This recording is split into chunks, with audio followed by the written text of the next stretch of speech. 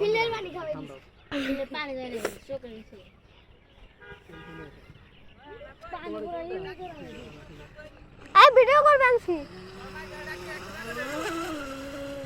একদিকে তোমাকে ঘুরে দিতে ছোট ওর টিম কল আবার ইডি আচ্ছা হ্যাঁ না দে আরে ছড়া দেখছি কত দূর রইল আরে ছড়া ভিডিও করবে আরো দূর থেকে একবার উমরে দে আমি মায়ের রুমে যা